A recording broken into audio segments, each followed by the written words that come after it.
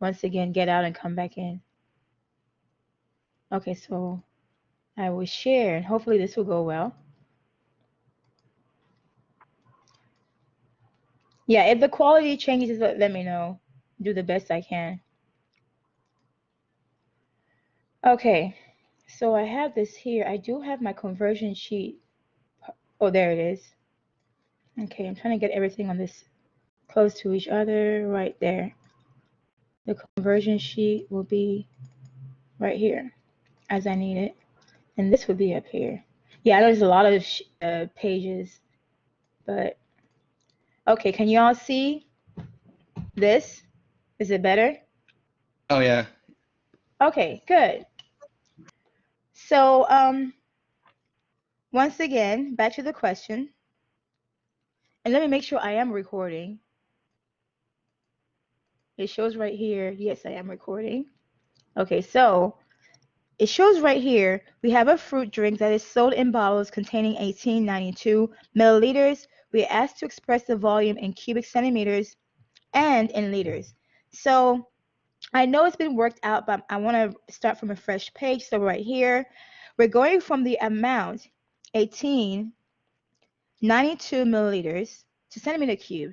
This is a volume measurement. So I'm going to go to the volume conversion, right? And I have my conversion chart right here as I need it.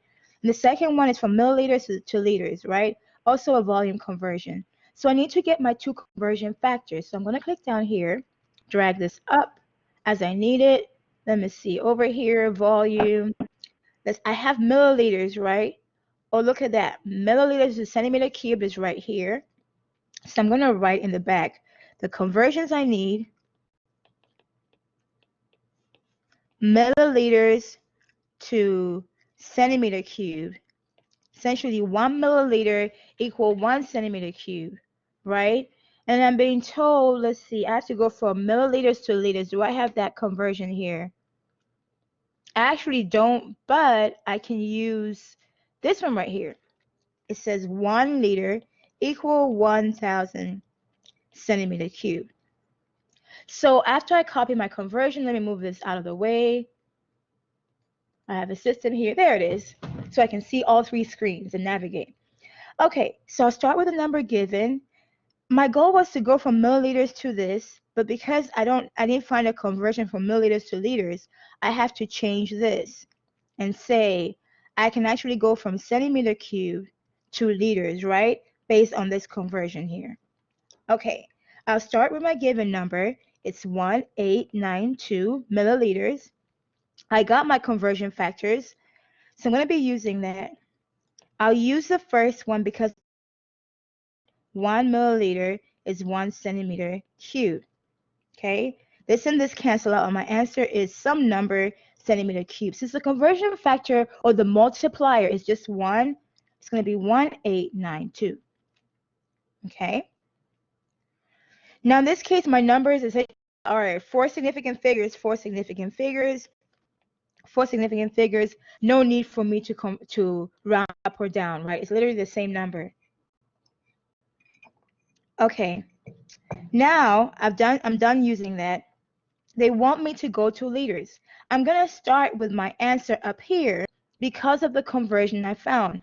The conversion I found here relates liters to centimeter cube. So this is my wanted unit here. I'll call it W. This is going to have to be my given unit, right? So I'm going to start with the answer here, 1892 centimeter cube. That allows me then to use this conversion, this one here.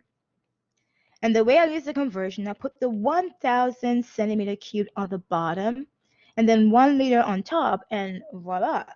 Centimeter cube cancels out, and my answer is in liters. Now I have to do math, but that part is I want to say the easier part, but is it really? Okay, 1892 divided by 1,000, and we get 1.892 liters. Okay, so I adapted my process based on the conversion I found.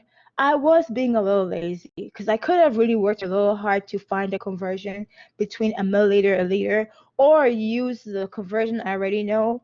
But I was trying to be lazy slash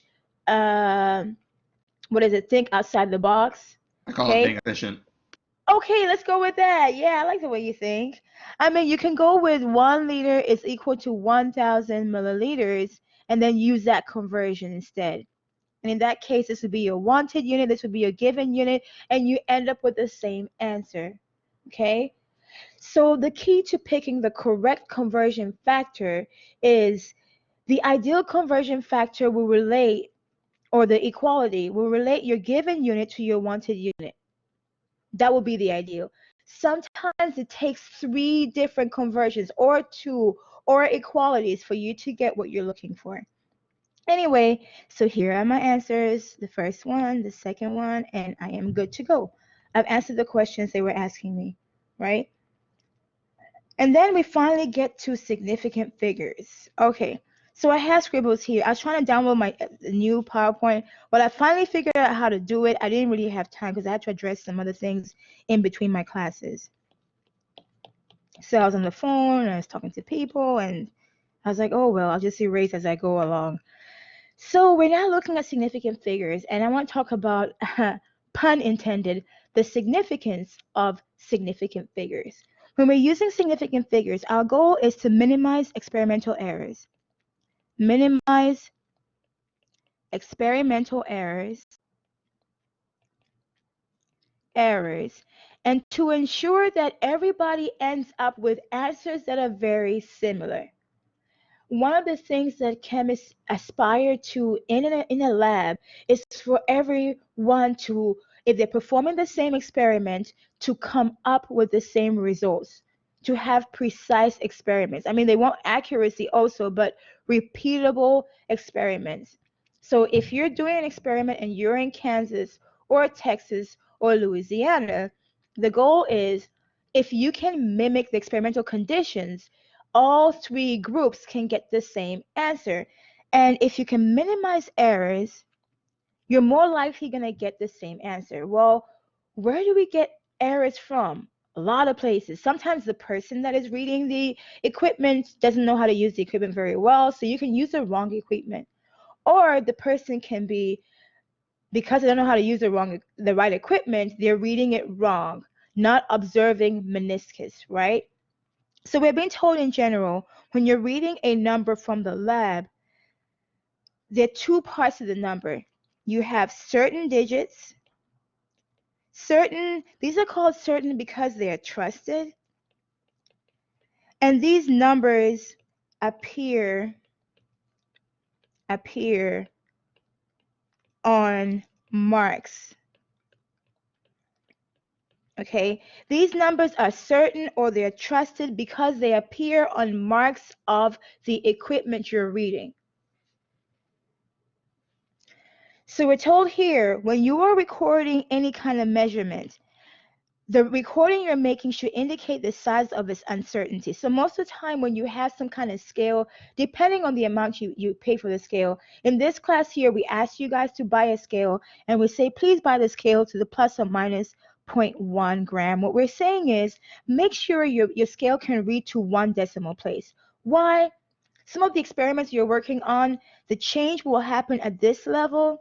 If your scale is not recording to that level, you will miss the change. Okay, so back to this part here, all readings are supposed to have a plus or minus value just to indicate the accuracy of the machine that you're using. Then back to what I was talking about, the uncertain digits. So numbers tend to have certain digits and they have uncertain digits. So in the world of chemistry, it is assumed that if somebody gives you a measurement where they need to round things up, the last number to the right, so the number that's furthest right, I'll say this one right here, farthest right, that last number tends to be the uncertain digit. So when you record a value, when you're reading a measurement, it is expected that you will read both certain and uncertain digits. What makes the digit uncertain? Digits in a measurement quantity that cannot be accurately measured. So what makes it difficult to measure accurately? If the certain digit is a number that appears in the mark, the uncertain digit appeared between marks. So what I mean by this is, do I have a little place to write? Let me try to show you this in a drawing. So I'm going to draw a mock graduated cylinder. I'm going to put some marks here. So 1, 2, 3, 4, 5, 6. Let me see. 1, 2, 3, 4. Okay. Let me make the middle one slightly smaller. Yeah. So 1, 2, 3, 4. Oops. I was just touching that. Let me go back. Yeah. Okay. So now that we have that, I'll call the bottom one, let's say 6, top one 7. Okay. Now I have to draw in my liquid. What color do okay, I'll make it blue. My liquid is going to be around this level right here. It was really hard to find. Okay, there. So this is the level that my liquid is on right there. Okay. Let me erase this top part here. Oh, I can redo this. Pull this out right there. I think it's a little. This is better. Okay, there.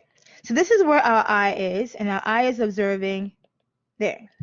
Observing the meniscus of this liquid. So when you have a liquid in a cylinder, the goal is for you to read the meniscus. The meniscus is the bottom of that liquid. Okay? The top of, if you have like water, as the liquid is not mercury, you can see a curve that is called the meniscus. You want to read the bottom of that curve. I deliberately drew the bottom of the curve to end up between two marked spots on this graduated cylinder. So our goal is to try to estimate what this value is. So what values can we read for sure based on the scale I chose? Okay, y'all can see 6, right? The 6 right here, because the number 6 is actually on a mark. You can see 6, and you can see 7. So before I try to read the volume of this liquid, what I want to do next is try to see what the value of these spaces are. Can anybody tell me how I can do that? How can I figure out the value of the spaces between the tiny little spaces?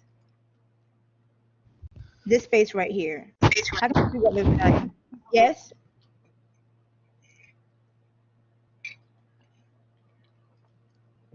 The lower value is 6, right? The top value is 7. You want to find out how many spaces are marked out between 6 and 7, right? So I have 7 is the highest value up here, minus 6, the lowest value. So the difference is 1.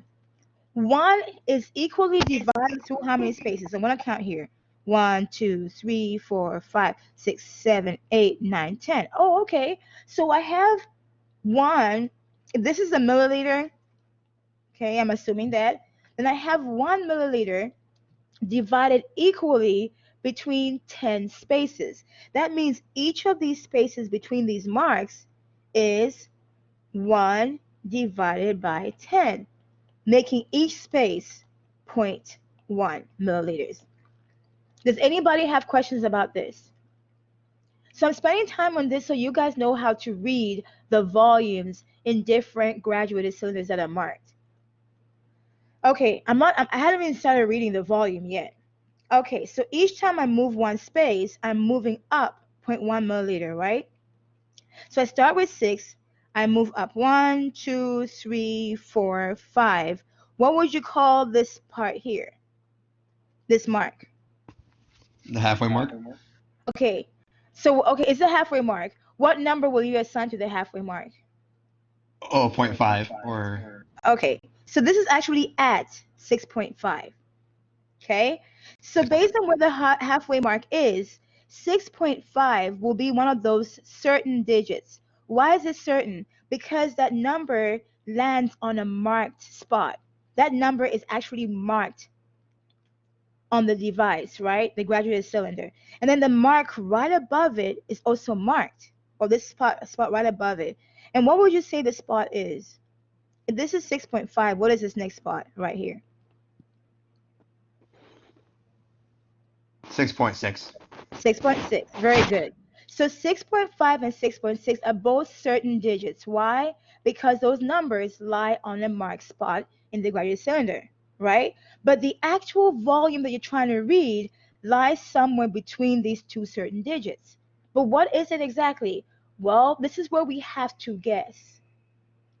So we know the volume is between two certain digits, 6.5 milliliters and 6.6 milliliters. So if we want to figure out the actual volume, we have to estimate what this part is, which is kind of hard to, well, I guess I can zoom in. We have to estimate what this part is. So that means we're adding one more decimal place. Since we're guessing the second decimal place, that second decimal place becomes the uncertain value. So please notice the part we're about to read, the uncertain digit is the guessed digit, the one we are about to guess. Okay? So going back up here, I'm going to erase this because I need my space. I know it's somewhere between 6.5 and 6.6. So since y'all can see this, what do you guess the volume to be? It's going to be 6.5 and some number. Can somebody tell me what the number is right here? What do you think it is? You're trying to figure out, is that mark like halfway between 6.5 and 6.6? Is it closer to 6.6? You're trying to guess what it is. Any takers? It's 6.5 something milliliters. What do you think it is? 6.58. Okay, I have a 6.58. Okay. For the sake of drama and stuff, I would say my entry is 6.59. Anybody else? Does anybody think it's 6.55? Does it look like that mark is halfway between the two mark spot? Most likely not, right? It definitely looks like it leans more to the top towards 6.6.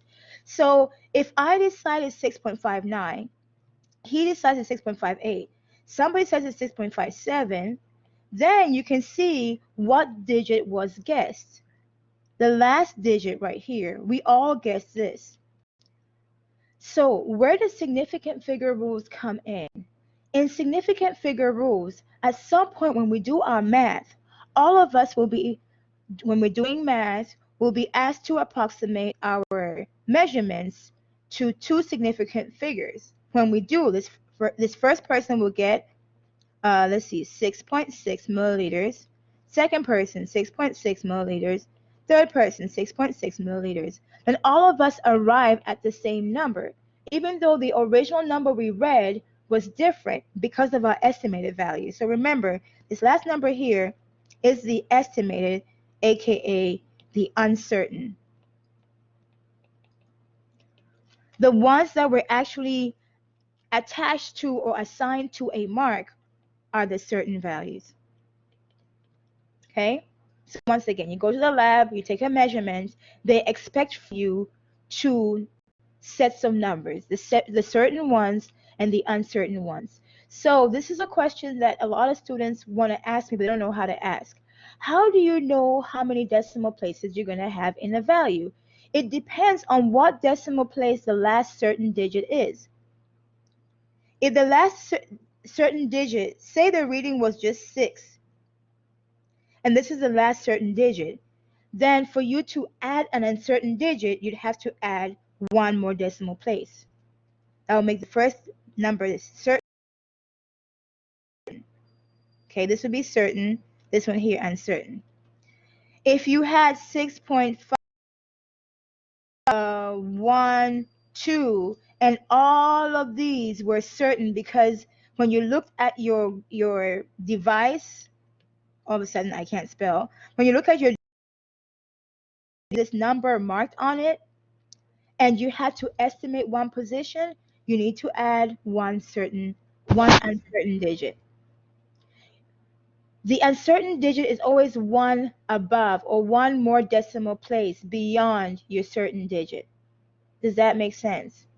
So where your certain digit ends, you have to have one uncertain digit, and the uncertain digit is always 1. So to make sure we understand this. I pulled up some questions which I found online. I don't remember where, oh no, I remember where they are. I just forgotten. I remember where they are now. So we're going to pull up the questions and we're going to work on those problems. So remember the last digit written when expressing a measured quantity is your uncertain digit. So back to the red. When the uncertain digit is 0, it is best to have it to the right of the decimal point. Okay? So before we get into this, let me go ahead and go back to my PowerPoint. Oh, yeah, over here. Here, this is what I was downloading before we started class. So we're going to practice a few here based on, I want us to practice 3 based on the magnitude. Yeah. So we will practice, I guess we can practice this middle one here. We'll work on that one. And then we'll work on, guess the first one. It has Cedar Valley Orange. So let's work on the first one right here. We just saw, let me see. What is the reading in milliliters for each graduated cylinder? Okay, our goal here is to know how to read this, right? So I'm looking at this here, and I'm looking at the marked value that actually has a number. I see 18. And then this next value right here is 20. Okay, so what do I do next? Count the lines between Bingo. Count the 18 lines and between. 20. Right. You can count the lines or you can count the spaces. So I'm going to count the spaces. I got a 1, 2, 3, 4, 5, 6, 7, 8, 9, 10. Most of the time, if they have a halfway point, they're usually 10. But don't assume. Because in chemistry, in upper level chemistry, they'll have 6. I'm like, who has 6? Who has 6? Have 5, have 10. Right? So you can't, they were trying to trick us to make sure we're paying attention and not making assumptions. So you want to count, right? It's 10. So I know I have 10 spaces. Now what do I do? Well, you see the middle line, and I'm Mm-hmm. assuming that's the halfway point. Okay, very good. So the middle line right here is going to be halfway point. So halfway between 18 and 20 is what? 19. Okay. There's something else. Why was I counting the spaces? What's the value of the spaces? I don't know that. So between all of them, that means that it'd be 2, like Right. So whole. the highest point that I marked here is 20. Lowest point is 18. And the difference is 2. So 2 is divided equally in 10 spaces. Okay, spaces. That means each space is worth 2 divided by 10, which is equal to what? 0.2. Okay, so now that I'm here, I'm trying to figure out what this spot right here is. You can see the meniscus is not exactly on this spot right here. It's slightly below it. So I'll start counting from the middle. From 19, when I move up by 1, I'm at 19.2, right? You can see that? Because remember, each space you cover is 0.2. That's what we said right here. So from 19 to here, we're at 19.2. Then here, 19.4, right? And then above that is 19.6. So we can see the value we're trying to read is between 19.4, is somewhere between these two, and 19.6, right? So we're making progress. What are our certain values? These right here. Starting with 19.4, right? You're going to use this one here. 19.4 will be your certain digit. What is our uncertain digit? You got to estimate what this mark is right here. I can't write, and yeah, right there. What do y'all estimate it to be? You're estimating. So as long as your answer kind of makes sense, it's correct. It's definitely not half, right? The meniscus is not half between 19.4 and 19. Oh, this is supposed to be 19. It's not halfway between 19.4 and 19.6. It leans more towards 19.4. So what would you estimate that to be? Um, I would just say 19.56 or something like that. Oh, okay. I see what you're doing. I see what you're doing. Right. So for here, Because it's okay. So like if I split it in half, like right, the you get middle at mark would be 19.5. 0.5, but Right. it's a little bit higher than that. So that means that it has to be more than that then. Yeah. Right. So remember the spot between these two is zero point 0.2. So this part here is a little bit more complicated. The easiest way to deal with this last part here is to actually figure out the fraction, right? Or what percentage here. So I will estimate this part here to be maybe about like 80% up. So let me see. Oh no, please iPad, don't freeze. My iPad froze once today and it's freezing again. Hold on. Ah, okay, hold on again. Does it have my marks? No. Okay. So we were at what? Right here. 19. Yeah, 19.4. Oh no. Let me see if I can find that this one right here. Oh, there it is. Good. We were at 19.4, right? We're trying to figure out what this value here is. So if you look at this, this is about the volume here occupies about 80% of the space between the two. So 80% is about 80 over 100. And to get something that's a lot closer, what I'm going to do here is multiply this by the actual value of that space, which is what? Zero point 0.2.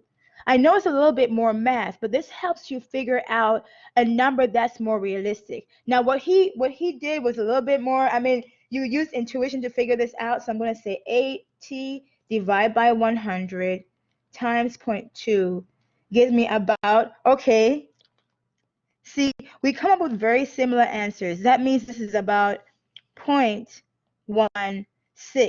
So you want to take this number and add it to this original number, and I end up with plus 19.4. I end up with 19.56. Is that what you estimated? Yeah. Okay, 19.56. So in this case here, this situation becomes a little bit more complex than what I thought before, just because of the value between the spaces, right? So even though 19.4 is marked and the number above is marked, we're going to have to go with this in between. You saw how I found the value of how far up that liquid is. I took a percentage, which is, it looks like between the two mark spot, the volume is about 80% full, right? It's not taking the whole 100%. So that divided by 100 times 0.2 gives me the actual amount that is being occupied. I add this to the 19.4 and I get this. And this gives you a more accurate volume, okay?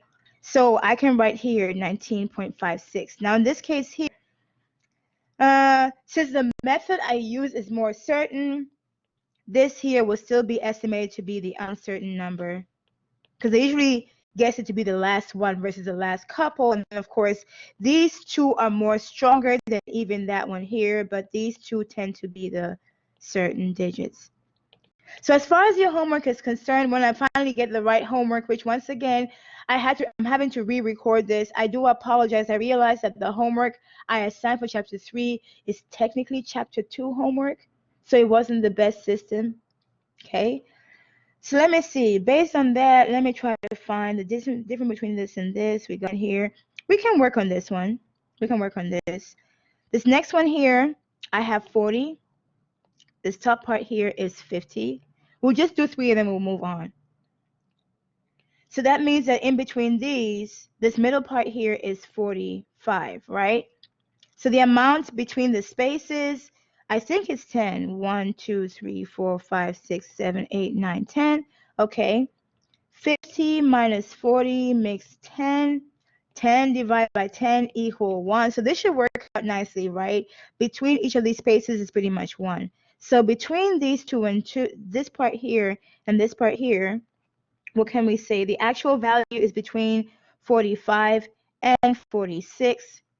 So the bottom here is going to be 45 point something. So you can estimate this because it looks like it's less than half. Half is somewhere here. This is less than half. So you can estimate this to 45.2 milliliters or 45.3 or 45.4, making this the sure value, and then this one here, the estimated value. That one was a lot simpler, right? The first one was a little tricky because you didn't have the space value wasn't 0.1, it was actually 0.2, making it a little bit weird. But here, I will write this value here as 45.2, with the last value being the estimated one. Okay, I marked this one here. Let's see this number. This one here, once again, this is 2. This right here is 3. So I'll actually, yeah, I can use that. I think it will work. Or if I want to, I can actually just erase that and say, this is 3 and this is 4, because our meniscus falls between 3 and 4, right? Okay, so between 3 and 4, let's see, my difference, 4 minus 3 equal 1 milliliter. And then we have 1, 2, 3, 4, 5, 6, 7, 8, 9, 10. So it's 1 divided by 10 equal 0.1. So each of these spots here is 0.1. We know based on this, our meniscus is somewhere between 3, exactly 3. So I'll call that 3.0. And the next number is going to be what? 3.1. So that means whatever we're trying to read has to be something in between these two. So what do you estimate? Writing this out actually helps you get the right answer. If you get a number that's not between these two, then you didn't estimate this correctly, right? Because the meniscus lies between this mark spot and that mark spot. So what do you think it is?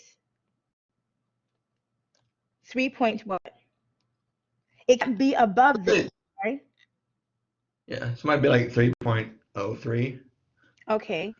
3.03, Something like that. 3.02 or something. It has to be, so you see how working the problem out actually shows you need to bring in another decimal place. Sometimes it's hard to articulate or even explain that until you're actually practicing problems, because your correct answer has to lie somewhere between these two. It can't be equal to this. It can't be equal to this. It has to be somewhere between these two. So that's why you need another decimal place. So you can report it as this, and this will be your volume, 3.03 milliliters, because that fulfills the criteria. It is a number between these two, but not equal to this number or equal to this number. Okay, so hopefully that kind of clears things up. I mean, you have the others here, but once again, I think if you write out the category, or if you write out the certain digits that your volume should be between, it helps to minimize error. Because if you wrote 3.3, then you will be very wrong. How do I know that? You can't go above 3.1 and you can't go below 3.0. So you kind of, the only option you can have is to add one more decimal place, and that's where you put your number. Okay. And to be sure, you said about something about like having a plus or minus sign, right? Oh, well, with this one here, Like, the plus or minus is usually written on the equipment, so you copy it from there. These ones here are not shown. okay. Yeah, so years ago, we used to estimate the plus or minus to relate to the increments. But for the most part, like, so you will write like 3.03 plus or minus 0.1. But I don't want to bring, sorry, 0.1. I don't want to bring that up here because it's not necessarily, even though we're mentioning that this is done, you're not required to do that. So I don't want to go beyond the scope of what we're supposed to cover. Right. Okay. They're not asking you to find a way to write the plus or minus. The way they do it in America, so like in my country, we had to do a lot more and find out a lot more. So yeah, so the amount that we found in the increments, like this value right here, that will automatically be your plus or minus. But since I've been here, I've never been required to do that. So I'm like, oh, okay, I take it easy. Since you're not required to do it, I won't even show you. I mean, I just did, but yeah, you will not be required to do it for this class. Definitely not this class. Okay. But anyway, we spent enough time here. Hopefully you know how to read the volume. Once again, find the lower limit, the higher limit, and it really does help you get the right answer. Okay, so back to the PowerPoint. Now that we've done all that, we need to learn the significant figure rules. In significant figure rules, we're essentially being told once again, now that we know what they're for, I want us to go to the rules. So I'm going to skip over this slide. I'll leave them here because this slide wanted you to learn how to read the scales and everything, but then they didn't put the marks here. So you're looking at this trying to figure out where are they getting these numbers from. So I'll just briefly go over it. They're telling you if you're looking at this, this is your board that you're measuring. This is your meter stick. And somehow the length of this board lies between 0.6 and 0.7. Okay, but the meter rule doesn't have marks. When you zoom in, you see kind of a shadow, right? But it appears on the next slide. No, iPad, don't freeze. Okay. Yeah, right here. So real quick over this, they're showing you the true length of this board lies between 60 centimeters and 70 centimeters. But they're trying to write this in the context of meters, centimeters. Right. If it says the correct way to write it is 60 centimeters or 70 centimeters. If you're writing it as meters, this will read as 0.6 meters and 0.7 meters because the whole ruler is called a meter rule because it's a meter long. Okay. So once you decide what it is, they actually did give you, what is it called? They gave you the plus or minus here. And they gave you the plus or minus for the centimeters and the plus or minus for the meters. So in your own time, feel free to calculate the plus or minus based on the divisions, right? So you can do the divisions and then decide what the plus or minus is. I kind of gave you a little hint earlier, right? And then for the centimeters, you can do the same. You have, yeah, I don't want to focus on that because that's not the focus of the lesson. But they give this to you based on the different units, the plus or minus and the plus or minus here. So then as you keep reading, here they zoom in and you can see right here, when you zoom in, the actual value is now between 64 and 65. So as they zoom in, they're giving you more information, 64 and 65 centimeters. Then you keep reading. So you know it's going to be slightly above 64 centimeters, not quite at 65 centimeters, right? So you need to estimate this in one decimal place. They estimated by looking at this, it was about a third way through the space. So they said it was 64.3. And of course, they have a plus or minus 0.1 centimeters. Okay, so once again, if you have this scale that tells you the highest possible value versus the lowest possible value based on the marked spots, you can then easily estimate what's in between, right? Either this right here or this right here. So yeah, your homework questions will ask some parts like that. We're not going to be doing all of this. I'm going to skip over this slide. I want to work on this part here. So when it comes to significant figures, I don't remember, have we gone over the rules yet? I know I went over it in the last two classes. Have we gone over the rules? Do you remember? I don't think so. Okay. So the rules haven't been stated very clearly here. It looks like they're about to. Yeah, so let me go ahead and detour, and I'm going to go over the rules. So significant figure rules essentially start with non-zero numbers. So rules for assigning significant figures. And the rules are this. Number one, all non-zero numbers are significant. Okay, so we'll assign them as being significant. Then number two, let me start when zeros are not significant. Zeros are not significant if, I'll say part A, they are leading zeros. So what is a leading zero? A leading zero is a zero that comes before a number. Now remember the purpose of significant figures, right? We're trying to reduce errors and increase precision in measurements. Example of leading zeros is 0.000005. 2 centimeters. So in this number here, these zeros I'll say are non-significant. So only this number 5 and this number 2 are significant. So this number has 2 significant figures. Okay? Any questions about that? So I'm telling you about the zeros that do not count as significant. Now, it doesn't mean they're not important. These zeros are very important. The more zeros we have before a number, the more zeros, and if you have at least one decimal place before the number, the more these zeros communicate to us, this number is really, really small. So the zeros have their place, and their place is to communicate to us how large or how small the number is. But for the purpose of accuracy, these numbers are not significant. Okay?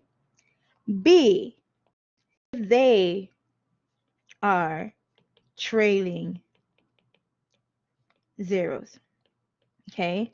So y'all are such, I don't want to call you guys nice learners. You're very polite learners. Maybe there's a term, polite. Okay? When I was learning chemistry, and I had a lot of moments in my life when I was learning chemistry, I'm like, here we go again, right? I came into class with a lot of opinions. We can call them hypotheses. They were based on some stuff I thought, right? They weren't exactly tested. They were about to be tested, but yeah. So when I saw trailing zeros, my handwriting is getting really bad. For example, I'll write here 1000000. And the teacher said, oh, this is one significant figure. I'm like, what? What do you mean it's one significant figure?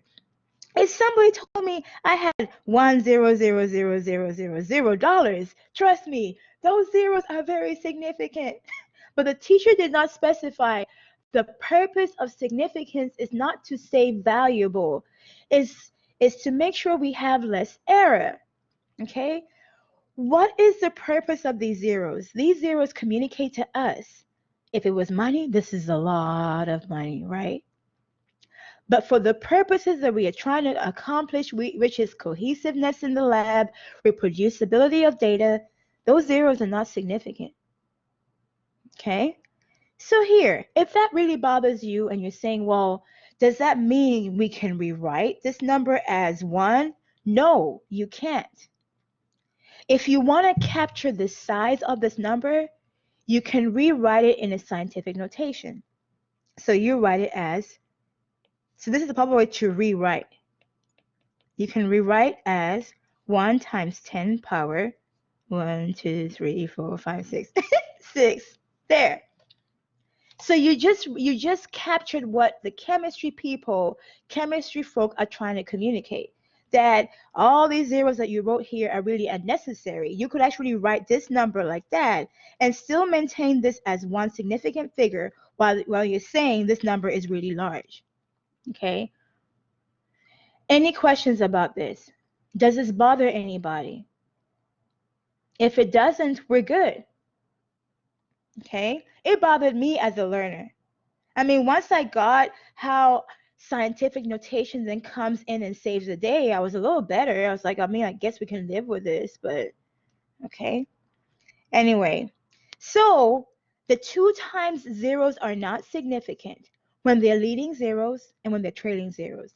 In leading zeros, once again, the goal here is to say that number is really, really, really small. In trailing zeros, the goal is to say that number is really large, okay? So number 3, when are zeros significant? When are zeros? Okay, zeros. We're going to make it. This is how I encourage myself. When are zeros significant? significant. Okay? You ask. Okay? I will add to this and we'll continue from here on. When are these zeros actually significant? There are instances when the zeros are significant. When? A. When when the zero has a non-zero number to the left and a decimal to the right. So when I was in community college years ago, instead of my teacher stating the rule like this is what she said. Oh, that's two significant figures. And I'm looking at her like, huh? Where'd you get that from? And she's like, well, this is two significant figures. And then this is one significant figure. Once again, I'm looking at her like, is this something you're trying to say? Once again, you guys are very polite students, very polite. You're not really asking me questions. Me, no, I'm just looking at, I'm smiling, but in my head, I'm having this full dialogue, right? I'm like, is this something you're trying to say? So I had to extrapolate from what she was saying. The decimal point makes a difference. You see that?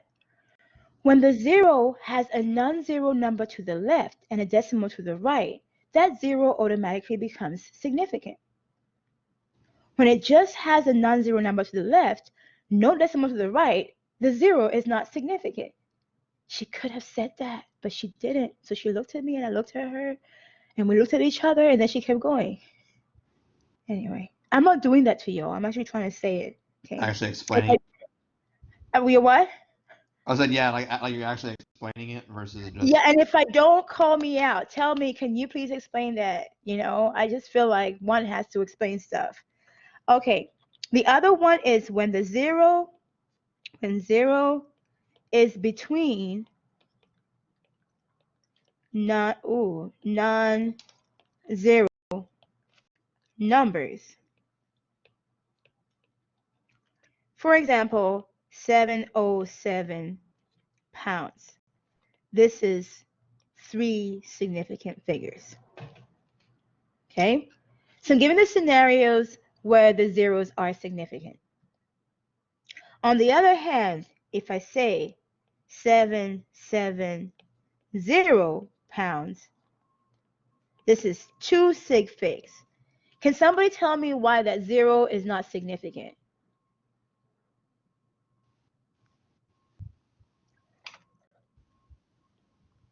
Anybody? You can text the answer if you don't want to talk. Is it because it comes after the 77? Yes, it's a trailing zero. It's trailing behind. Yes. Okay. Thank you. You're welcome. So then we're moving on to another conditions, right? And this other condition, I call it to the left condition. This one here, to the left of the zero, there is a non-zero number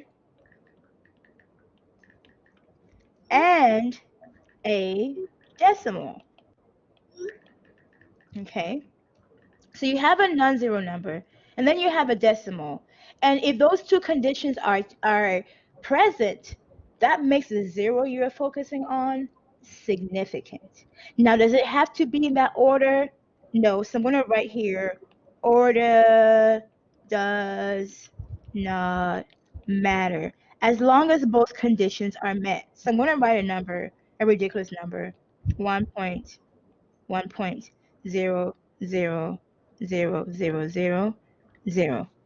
3, 4, 5, 6, 7.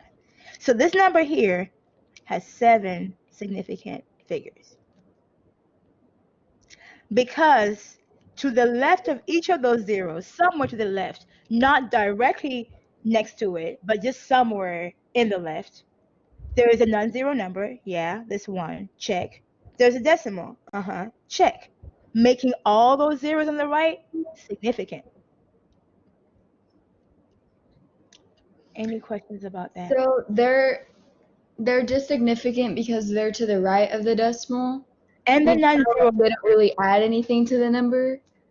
Oh, it did add a lot to the number. So in the world of chemistry, when you read 1.000000123, many zeros, whatever, say grams. First of all, if it was a scale, it would be very expensive. But what you're saying is you could have read to all these decimal places.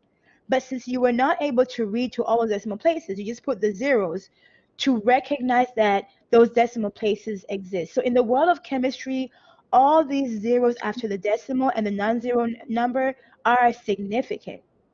They're very important in the world of chemistry. Outside of chemistry, nobody really cares.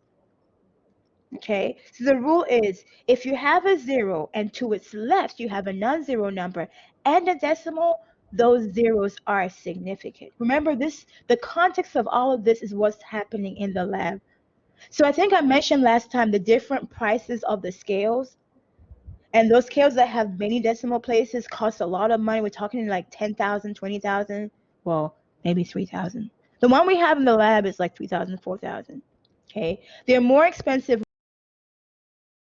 Have a bunch of decimal places, and you're paying for that. You're paying to make sure the drugs, the chemicals they're putting in the drugs are precise to that level and accurate to that level. So that's why those decimal places matter, aka significant figures. Okay. So what would happen if you added? Oh, sorry. So what would happen if you added a 2 at the very end? Would that change like how many significant numbers? Okay, so you mean like here? Drastically?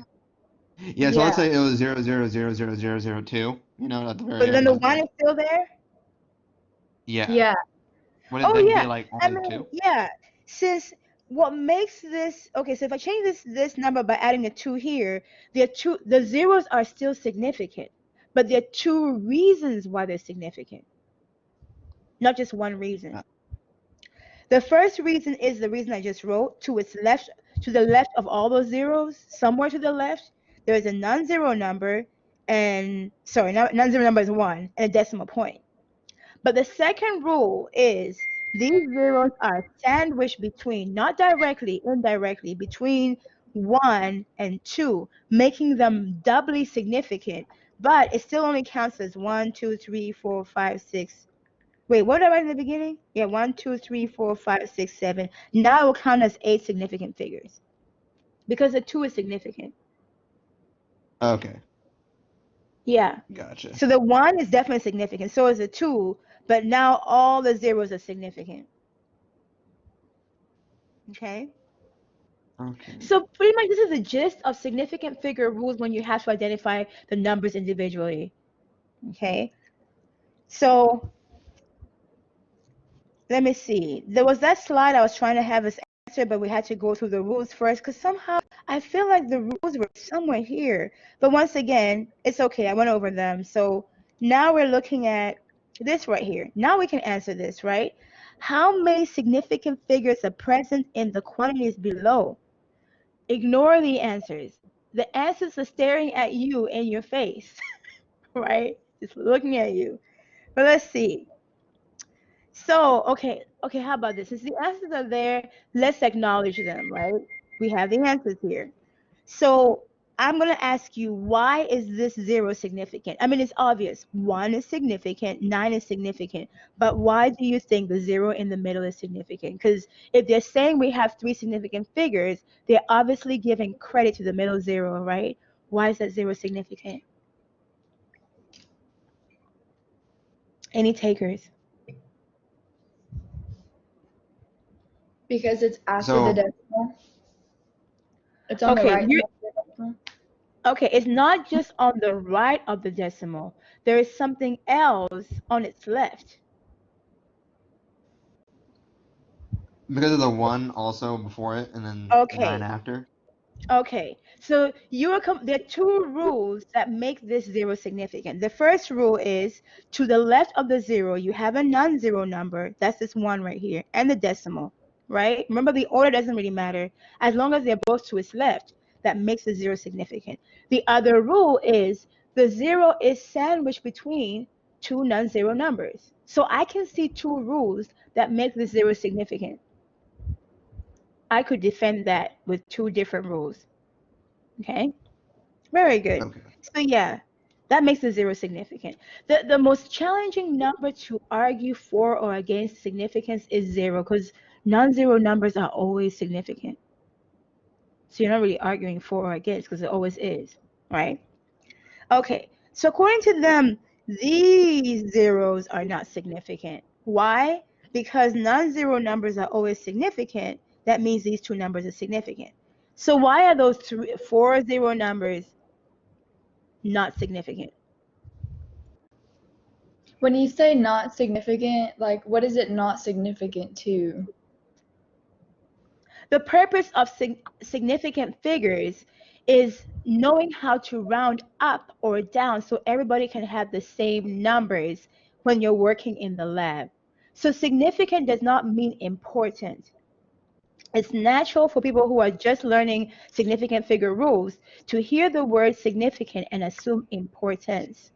We have one goal here, and our goal is to make sure when you're in the lab, you can round your numbers up or down. Because when we're doing all this, when we get done with all these things and the rules here, okay, here's kind of the future. It's not really the future, but what we're going to be doing.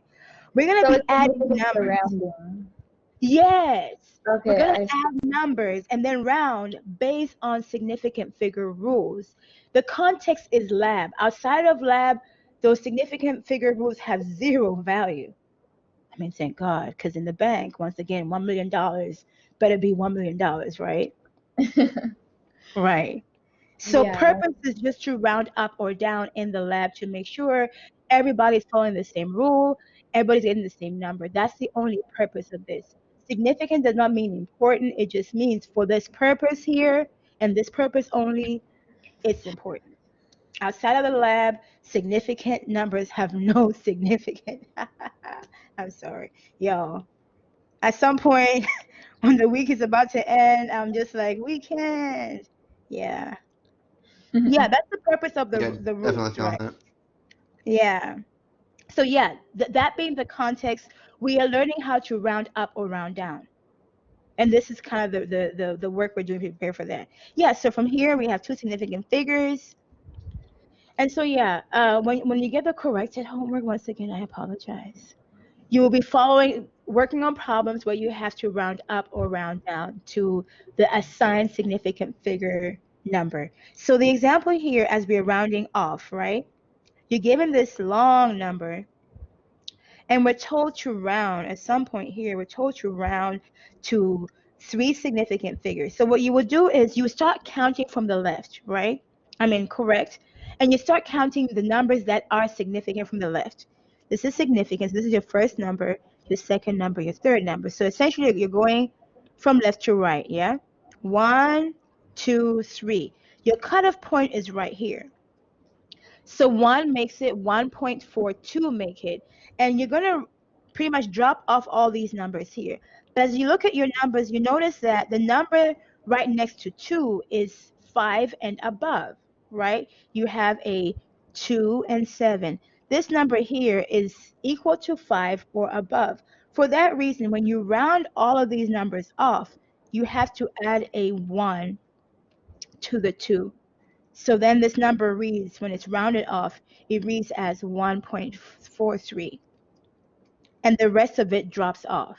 So as long as the number after the number that actually remains is 5 or above, the number to be dropped is 5 or greater, as it is right here. If the first digit to be dropped is 5 or greater, you want to increase the digit before it by 1. And that's pretty much what we're going to do. If it's less than 5, then you just want to drop off all those digits and that's it. So So now, it stays as 2. right. So if the number was like 1.42, 2, 2, 5, 2, and we're trying to get this to 3 significant figures. We'll go from here, here, here, drop all of these, and your number will be 1.42. Okay, gotcha. That makes sense. Okay. I got here a little bit late, and I heard you say something about the homework. Did you do the homework? The Chapter 3? Not yet. Very good. So I was looking over the homework to try to see what kind of questions were being asked. And as I was looking over the content, I realized it was very familiar, but not in a good way. It was actually chapter 2 content in chapter 3. Oh, So okay, I I see. know, so I have to go and take all those out because you won't have any practice for this chapter. And this chapter has a lot of math, so you all need that practice. So for Okay. those who have done the homework, I'm going to write down the grade that got. I'll write it down and have to think about how to reconcile the two. Right. But I'll have to delete that whole assignment and post one that's actually chapter 3 content. Okay, gotcha. Yeah. So don't start it yet. And I'm also going to be changing the due date to, I have a note for my future self here. This is me tomorrow when I forget. To 9/12/22. Yeah, 9/12, because that's the day before the exam. Okay, are you gonna send out an email whenever you post it? Sure, I'll write that here too. Send email out. Okay, thank you. And if you don't hear anything, remind me because yeah. I'll try to do it today. It's just between when I get done with you guys, a lot of things happen. Usually I'm getting emails when I'm talking to you guys, and when I get done, I get lost in answering those. But yeah, I will be sure because I want to make sure you guys have practice before the exam. Okay. Okay. So it says here, rounding off. Yeah, so we're rounding off. Now, there are rules for subtracting and adding, and I want to go ahead and go over that before we try this question here because it just seems like we get to this question, right?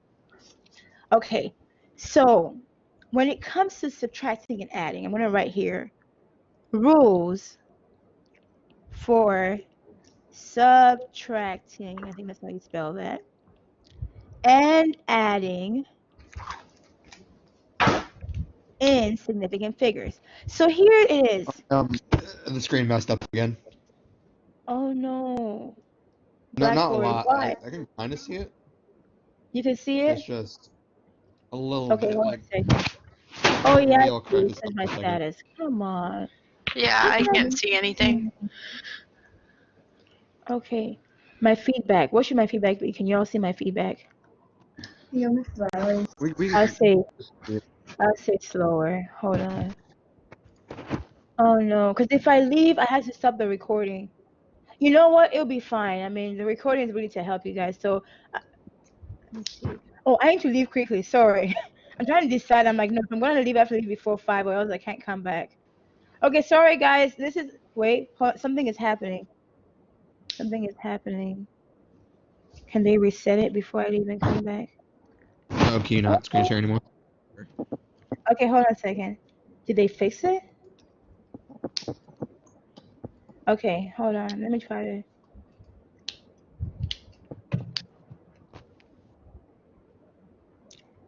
Is it any better? Yeah, it's back. Oh my goodness, Blackboard. Okay. They had me take a little survey about my experience.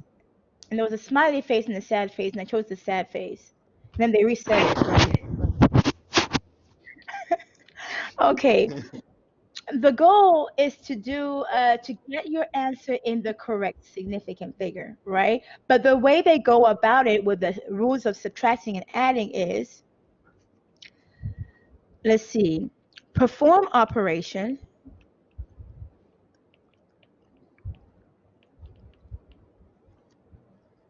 and round your answer up or down to ensure it has the least decimal place possible. Okay, so I'll write here least decimal place is the same as correct significant figures. Okay? So let me do a simple illustration so that you can see what least decimal place possible means. When you are adding, so when you're looking at a problem, you want to judge, am I about to subtract, add, or multiply, divide? Multiply, divide has its own rule. Add, subtract has its own rule. So what am I going to do here? I'm going to take 1.72 plus 3.0. I'm going to add these numbers, but I'm using my subtracting and I'm using my subtracting and adding rule. So the one thing I didn't want the rule to be very long. The one thing you want to do here when you start is line up decimal points. So I'll do that here, and I write the first number as 1.72, second number as 3.0. And then this is the first thing you do. Second thing you do is assign decimal places. So my first number here has 2 decimal places. Decimal places are the number of numbers, or the decimal, I should say, the numbers you have to the right of the decimal. So since I have 2 numbers here, I have 2 decimal places occupied or being used. I have 1 number here, so I have 1 decimal place. It has nothing to do with the value of the number, but how many spots to the right of the decimal are you using? Okay, 2 decimal place, 1 decimal place.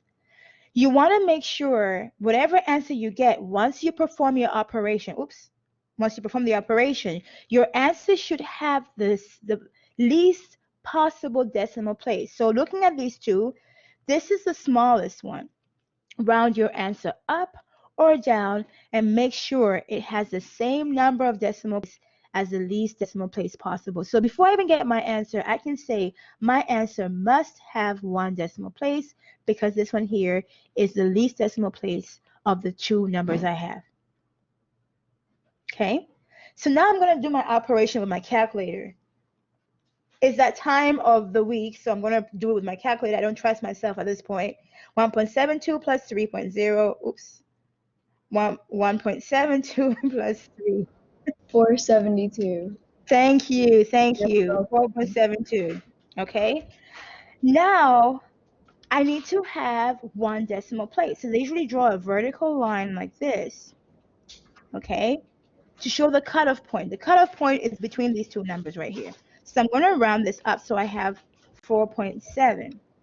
And this will be my answer in the correct. So my answer here has 1 decimal place, but how many significant figures does it have? Both of these count as significant. So this is going to be 2 significant figures. Once I get the correct number of decimal places, I don't have to do anything extra to get my answer to be the correct significant figures. All I have to do is now count the number using the rules, and then I got it. Why did you choose that as the cutoff point this time? I don't know if I missed it. Because your answer has to have the decimal place that matches the least decimal place. So this is the least. I only have 1 number to the right of the decimal. So my answer can only have 1 number to the right of the decimal. But in that process, the least decimal place equal correct significant figure. Not just a decimal place, but the whole number. Gotcha. Okay?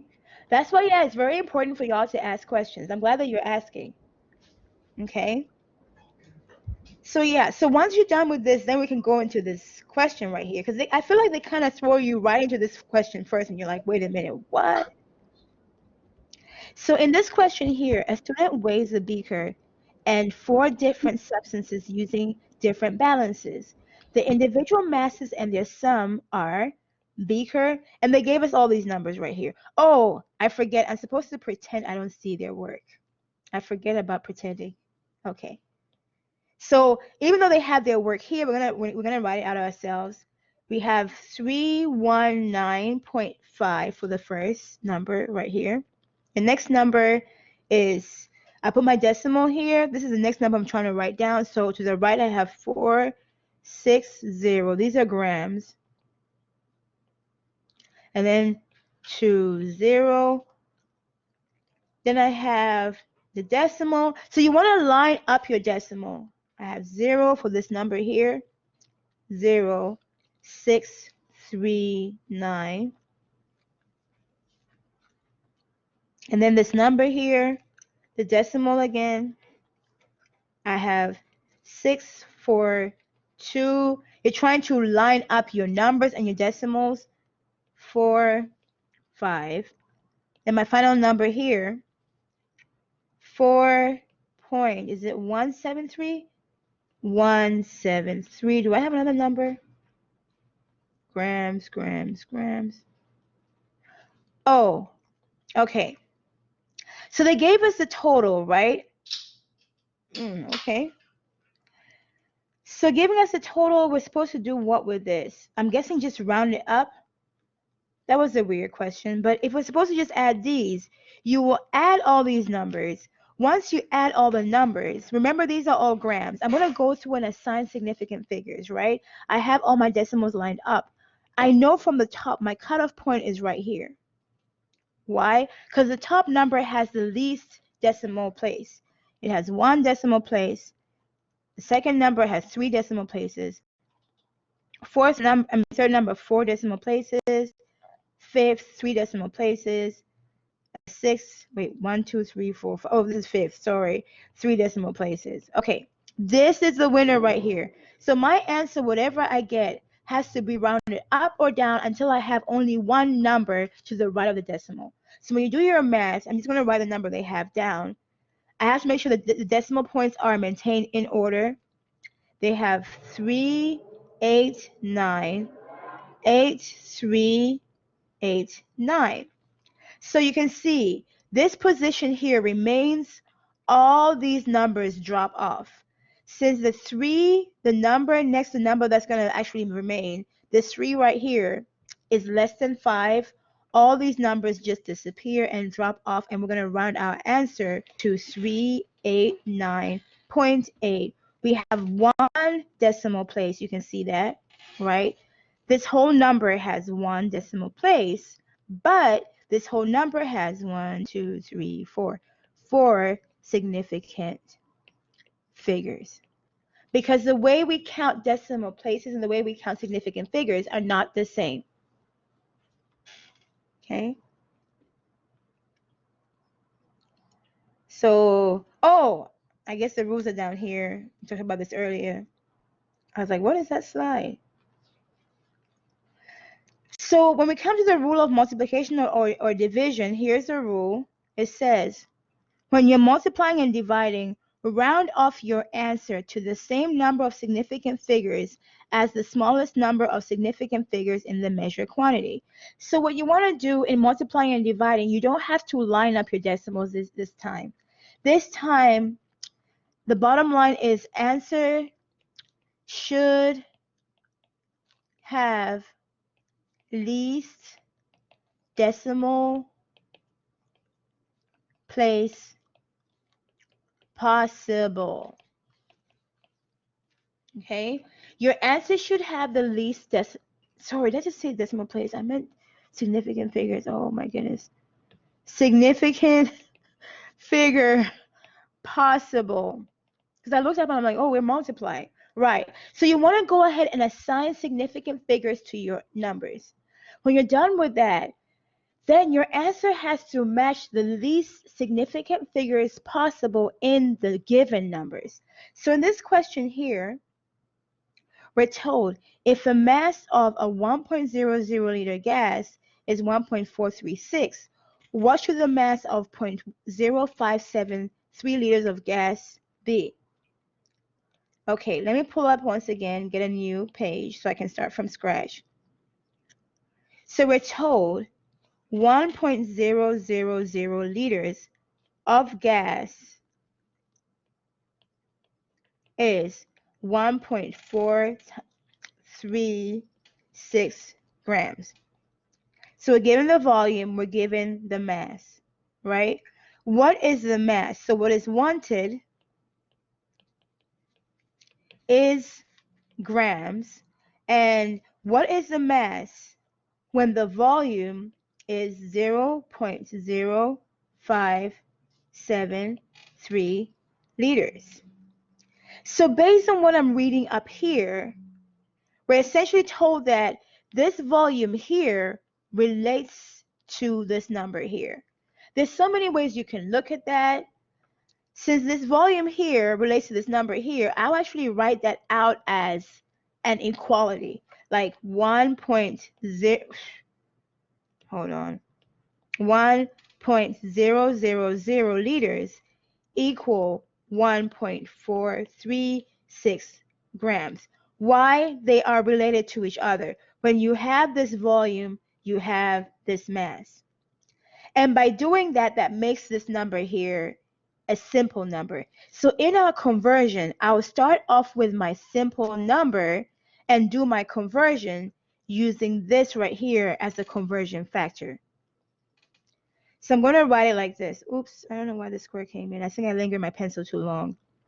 0.0573 liters, my simpler given number, what I'm trying to look for. I'm going to use my conversion brackets here. With my conversion brackets, I remember, since the units up here is liters, the unit down here also has to be liters.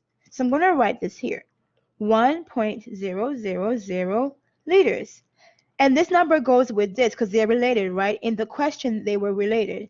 I'll write that number, 1.436 grams.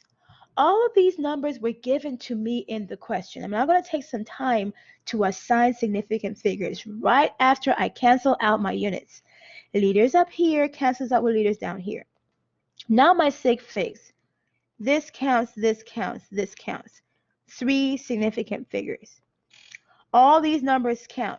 4 significant figures. All these zeros are significant. To their left, there's a non-zero number. That's 1. To their left, there is a decimal point. So these numbers have essentially 4 significant figures. So going through, my least significant figure possible is this one right here. We have a winner right here. Then I form my operation.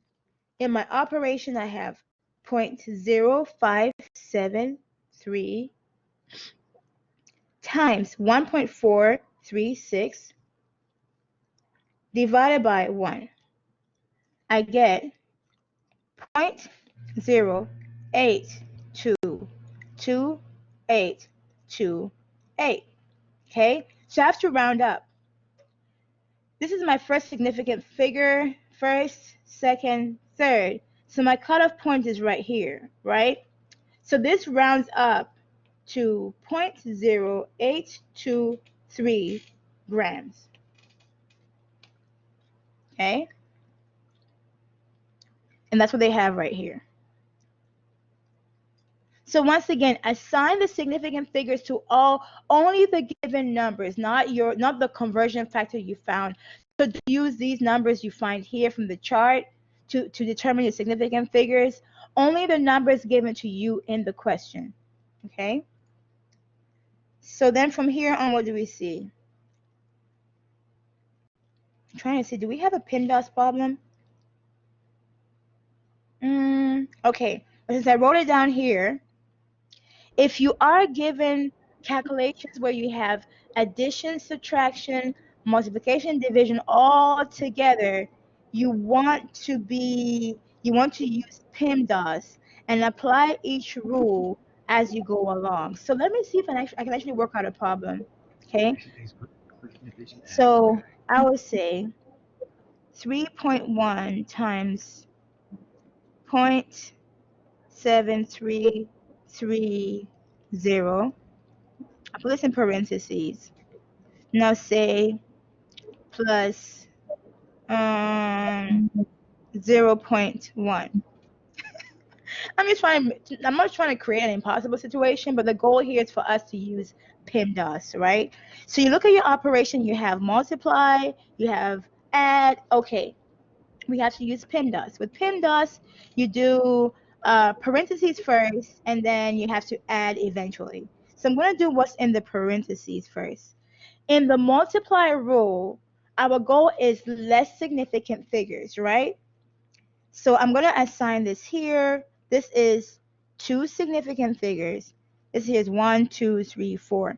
Four significant figures. So when I do my math, 3.1 times 0.7330, with this being four significant figures, this being two significant figures, I understand my answer has to be rounded up or down to two significant figures. I already wrote it up here, so now all I have to do is operate. I mean, not like operate, but do the operations. 3.1, or calculation, 3.1 times 0.7330, I get 2.2723. Only two significant figures qualify. So this makes the cut, round up. I end up with what when I round up? 2.3, right? This is a number I use from here on. I'm going to write now 2.3 plus 0.1 should be my next calculation. Because I'm adding, I have to line up my decimals. So I'm going to line it up over here. 2.3 plus 0.1, I get 2.4. This is one decimal place. This is one decimal place. My answer is in one decimal place. I don't have to round anything up or down. I got my answer in the correct significant figures right there.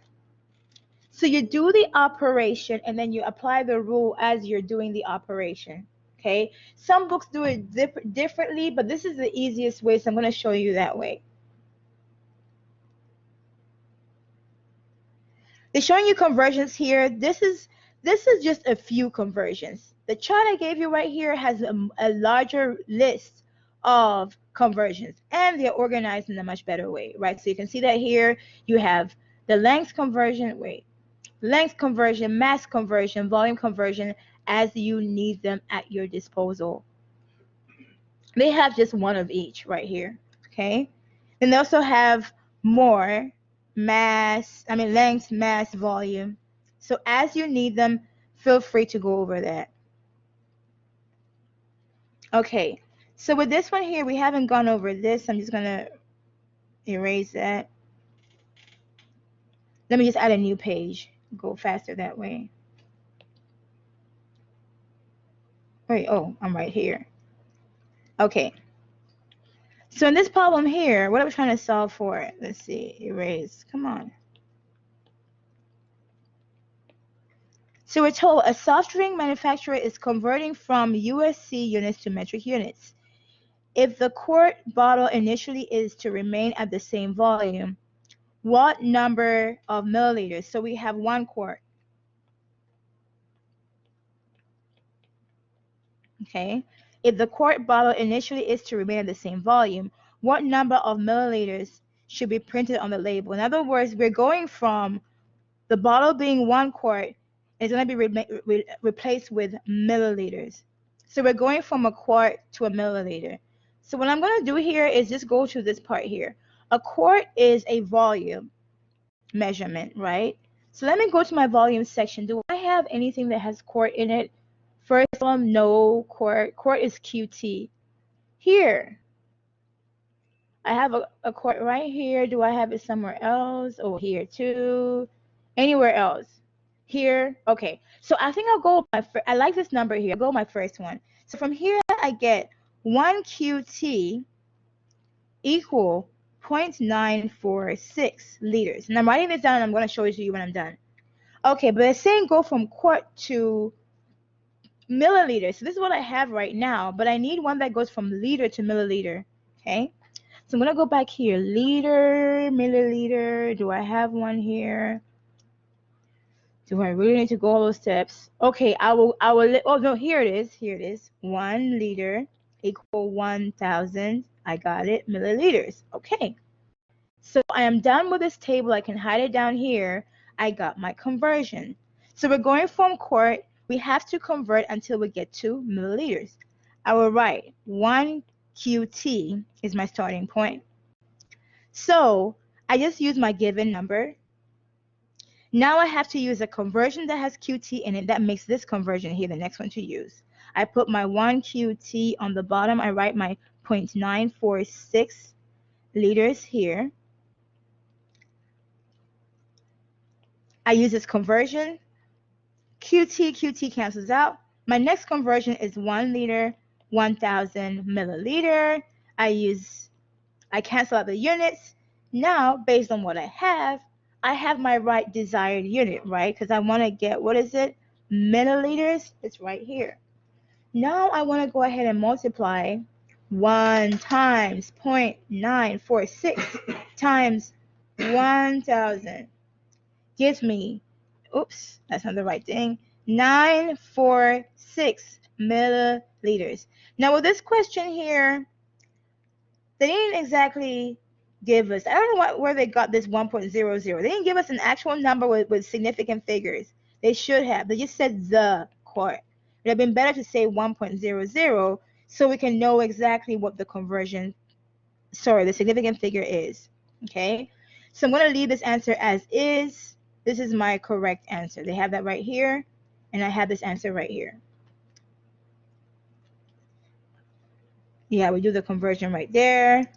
So here, we want to be aware of the temperature scale. Please notice that in temperature scale, I do have a conversion right here, or sorry, a calculation in your chart. Feel free to look at that. Let me see, temperature. Oh, here they are. Look at this. This one here will take you from Fahrenheit to Celsius, Celsius to Kelvin, Celsius to Fahrenheit, Kelvin to Celsius. So pretty much everything you need is right here. Okay.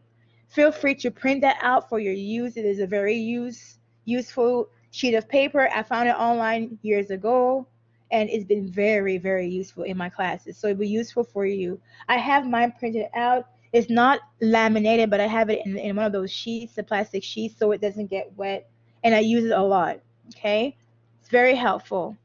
So with that, let me see. It just shows you here. It tells you about the freezing point and the boiling point of water according to the Fahrenheit scale. Feel free to read that. I want to go ahead and go, okay, that was just added for no apparent reason. I want to mention here that absolute zero, we're told here in the Kelvin temperature absolute zero scale or absolute temperature scale, absolute zero is essentially 0 Kelvin. So just be aware of that. At some point, we'll talk about this when we get to gas laws. We'll talk about absolute temperatures. Absolute temperatures. Absolute temperatures. These are temperatures, they're just measured in Kelvin. That's all it is. Measured in the Kelvin unit. Okay? And so they're all called absolute temperatures. You want to be aware of the different scales that we use in the lab. For the most part, in chemistry, we use Celsius and Kelvin. If we're referring to the body, we bring in Fahrenheit, but for the most part, we use Celsius and Kelvin. Okay? So in this question here, I'm just going to add pages. It's a lot easier for me. Delete this old one here. So in this problem here, oh, okay. What happened? Yeah, in this one here, you're told you have 288 Kelvin. You want to convert this Kelvin to Fahrenheit scale, okay, or its equivalent. So once again, you're given 288 Kelvin. You have to go from Kelvin to Fahrenheit. What do you do? So yeah, somehow this is a little frozen here. I don't know what's happening here. Anyway, I'll write it down here. Go ahead and use this. In your chart, you don't have a relationship between Fahrenheit and Kelvin, but you can go from Kelvin to Celsius and then Celsius to Fahrenheit. That will work. Okay, let me see if I can add another page because that page is frozen. Okay, this works a lot better. So we have 288 Kelvin. So our goal is to get to Fahrenheit. So we'll go from Kelvin to Celsius, Celsius to Fahrenheit. That will work a lot better. So we're told here in the equation, K is equal to degrees Celsius plus 273.15. Okay, so I'm using this equation right here. So that means Celsius is the Kelvin minus 273.15, right? Degrees Celsius. So the Kelvin we have is 288 minus 273.15. So I'm going to plug this in. 288 minus 273.15.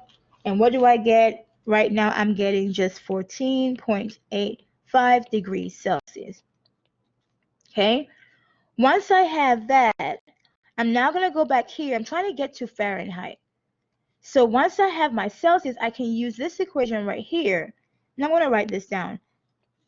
To get degrees Fahrenheit from Celsius, take the degrees Celsius, multiply by 1.8, and then you're going to add 32 to that.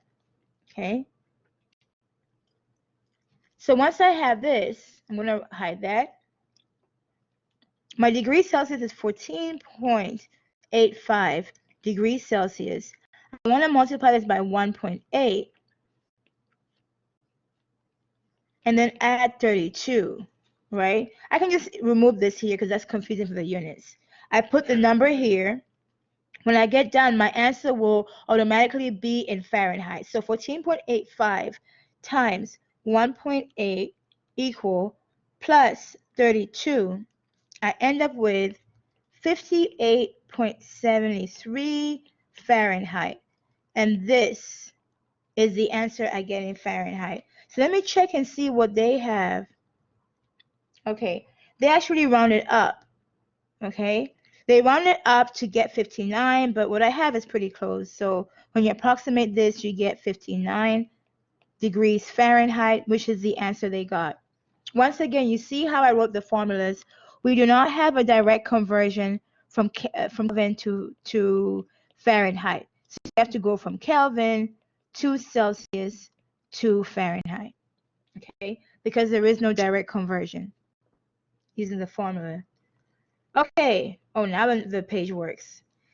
So feel free at this point then to go and fill these out. I won't spend time on that. This just gives you more practice with the work. We do have a solution here. Feel free to do that. So for this part here,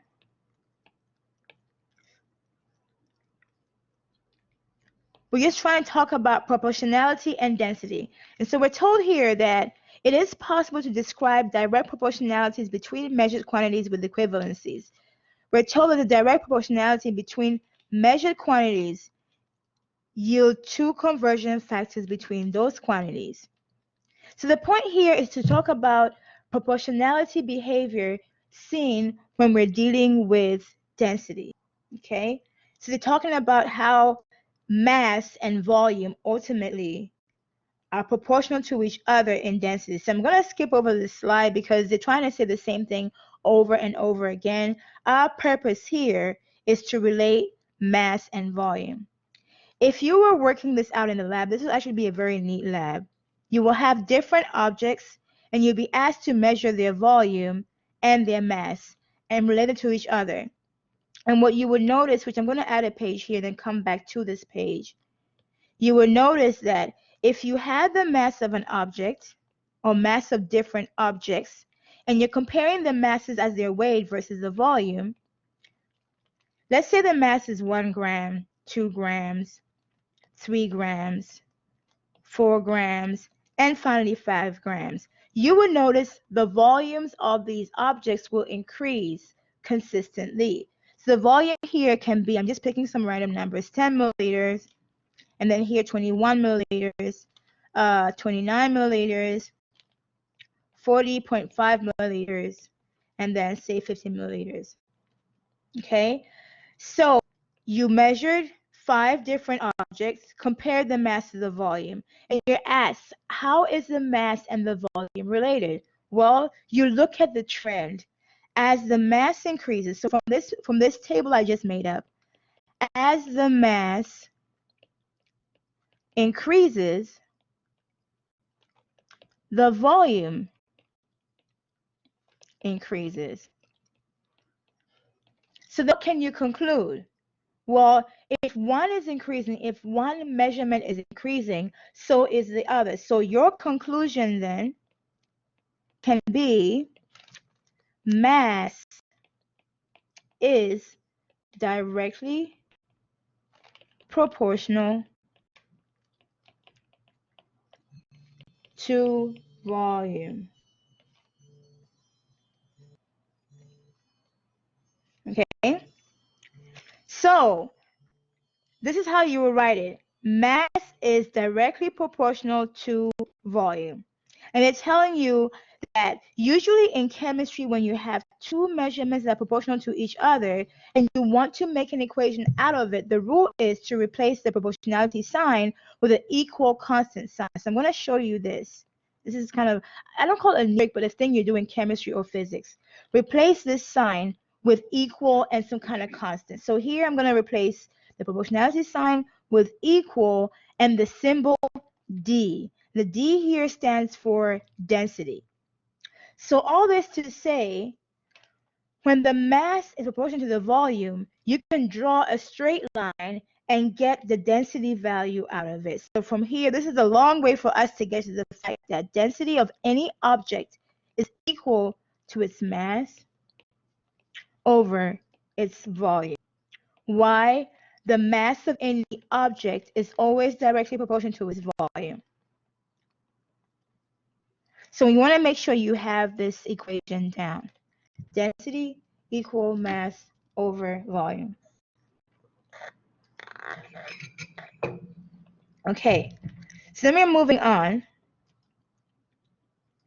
We're told here the density can be expressed in this unit or in this unit. It's usually gram per milliliter or gram per centimeter cubed. So I'm trying to get to the end of the chapter real quick. They're showing you here, the particular view. So I know I have all this stuff written here. I'm going to go over that again. So water is a unique chemical. It is a unique chemical indeed. Not just because I just drank some, but water is, our bodies have a lot of water, high percentage of water. And we're being told that in general, going back to chapter 2, in general, when you have solids versus liquids versus gases, it is expected that solids are more dense. Wait, right here. Solids are more dense than liquids. Liquids are more dense than gases, right? So we expect that as far as particulate view is concerned, or particulate level, this is the level we described before, which is the level of atoms and molecules, talking about density, right? And the level of packedness of the molecules or atoms. We expect that solids, now I can't spell. Solids are tightly packed. Let me go back. Yeah, there. Solids are tightly packed, very compressed. Therefore, solids are very dense, right? Because the atoms or molecules are packed very tightly together. I want to say like sardines, but you get the idea, right? And then you have liquids. In liquids, you have a little bit more freedom, and the molecules are kind of close, but they're not very tightly packed like in solids. And of course, you have the gas molecules, and they exhibit what true freedom is. These gas molecules are very far from each other. This is the general trend we see in most chemicals. Okay, but water is unique. What makes water unique? The bottom line, in water, liquid water tends to be more dense than ice. So ice is solid water. And so we're told here that in solid water, aka ice, each water molecule is close to its neighbor and restricted from vibrating back and forth around a specific location. But do you see the picture right here? They're showing you the water molecule. I'm going to try to trace the molecule so you can see. I'll use a different color, blue. You have a water molecule right there. It's hard to tell. You have another one right here, another one right there, another one right there, another one right there. You got this. So when you look at the water molecule, it actually looks like it forms a hexagon shape. So here's my hexagon shape right here. In reality, as the water molecule, as the water solid, aka ice, is formed, the water molecules arrange themselves so they have a hexagon shape. Well, what is inside the core of the shape? Air. So it looks something like this. Oops, if I can draw a hexagon. And you have air trapped inside the core of this hexagon. Long story short, ice is less dense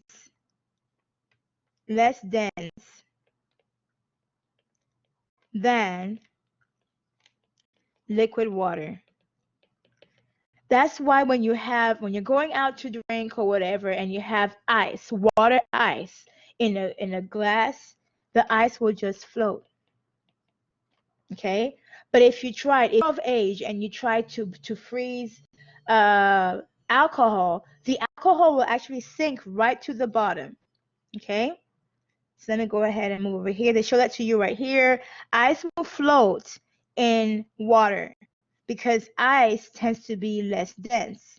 But if you manage to get alcohol cubes, the alcohol cube will sink right to the bottom. Why? Because the alcohol solid, the solid alcohol, is more dense. Okay? Here they show you the different densities. You want to be aware of the water density. Water's density is 1 gram per centimeter cubed. So you want to be aware of this number here. Write it down somewhere. Water is 1 gram per centimeter cubed. I'm trying to see what else comes after this. Oh, we are given a question here. We're going to be working that. We're close to the end. So here we're given a problem. And in this problem, I'm going to add a page here.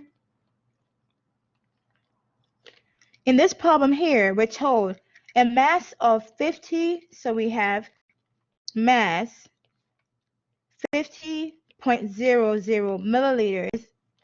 The mass of a 50.00 milliliter sample of methanol is, so we have the volume, actually I've changed this to volume. The volume is 50 milliliters. The mass is equal to 39.59 grams. We're told determine the density of methanol. So what's the density? Well, the easiest thing to do here is density equal mass over volume. So just take the mass, 39.59 grams, divide by volume, 50.00 milliliters. Okay, so yeah, plug and chug. 39.59 divided by 50.00. And I end up with, oh, by the way, these are four significant figures. So my answer of 0.7918 gram per milliliter should be four significant figures also. So here, okay, this is the answer for that problem. I had an equation. I just plugged my numbers in there, solve for it. Okay, this is the one I worked up earlier, so don't worry about that. And then right here, once again, close to the end, even closer. Let me add a page, a fresh page.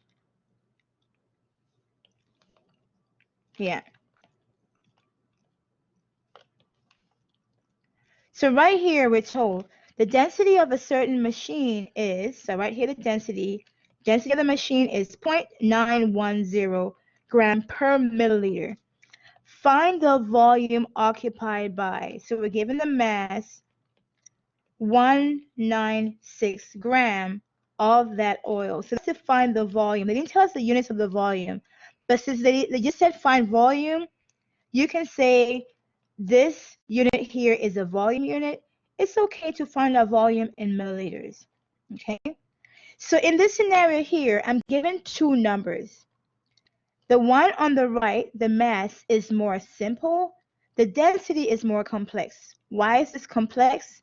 You have gram over milliliter. It's more complex.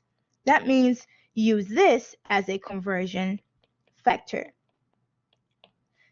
And then start here, I would say, with this number. But you want to make sure this is a fraction divided by 1, and then you can use it as a fraction, okay, and a conversion factor. I'm going to rewrite my number here, 196 gram. I'm going to start with that. Draw my conversion brackets. I'm going to use this number here as a conversion factor. Since grams is up here, my number down here has to have a unit gram. So I'm going to write the 0.910 down here, 1 milliliter on the top. Cancel this out, cancel that out. My answer will be some number milliliter. I write here 196 divided by 0.910. I end up with 215.38. These numbers here are 3 sig figs, 1, 2, 3, 3 sig figs. My answer should be 3 sig figs. So I can just remove these last two numbers here. 215 is the only answer that remains. Okay, I divide this. These three are the three significant figures that work. That's the answer they have right here. Okay, so recognize if you're given a problem and there's more than one number, start with the simpler number, not the more complex number. Oh, this is just thoughtful reflective practice. So you can read that in your own time. Oh, I am done. I am done, you guys. So feel free to go over the notes. Feel free to go over the materials. And yeah, I'll try to see if, you guys saw how I use this to read the volumes, right? But feel free to go over the materials. I will let you know I have a note for myself. Send email when assignment is ready. I already got a phone call from work, so something might be going on. But I will try to post the assignment by today. So if you're doing nothing this weekend, you can work on it. But feel free to take a break this weekend because it is a holiday, right? Other than that, guys, I am done with chapter 3. Oh, this is a different thing, right? I am done with chapter 3. So y'all have a nice weekend. I'm glad we made it through. Any questions before I leave? Yes, Professor. Hi. Hi. So we're still doing the homework for chapter 3, right? You will be doing it, but you'll be doing the one that has the math content. The one I saw right before class started was chapter 2 content. So I have to go and remove that and put chapter 3 content. Oh, okay. So the vocabulary, none of that will be. Those are chapter 2 questions. Oh. You already did questions similar to that. Maybe not exactly like that, but similar to that. Yes. Yeah. I recognize a couple of the. Yeah, if you did, then you're like, yeah, that's the reason why you recognize it. Because I was looking, I was like, why is there no math? This whole chapter is about math. Yeah. Yeah, I apologize for that again. Because I did do it. You did? Yeah, I'm gonna keep a list of those who did it. That way you just get I'll have to figure out a way to make it fair. But yeah, you need the practice with the math. You definitely need the practice for the exam. So I want to make sure I'm going to post that. I'll try to find a way to post it and let you know. If I cannot delete the first assignment, I'll just post the second one, chapter 3, and say, please complete this one, not the other one. I'll change the title or some way so you can know which one to complete. Okay, but it's still going to be on the chapter 3, right? Right, the actual proper content, yeah, the math stuff. Okay. And that when are we going to return it in? It'll be due on the 12th. On the 12th, okay. Yeah, the night before the exam. And the exam is going to be about like all these problems and 2 and 3, right? So you want to have practice for 3. You definitely want to. Yes. Okay. Thank you, Professor. You're welcome. Have a nice weekend. Thank you. You too. Okay. Does anybody have any other questions?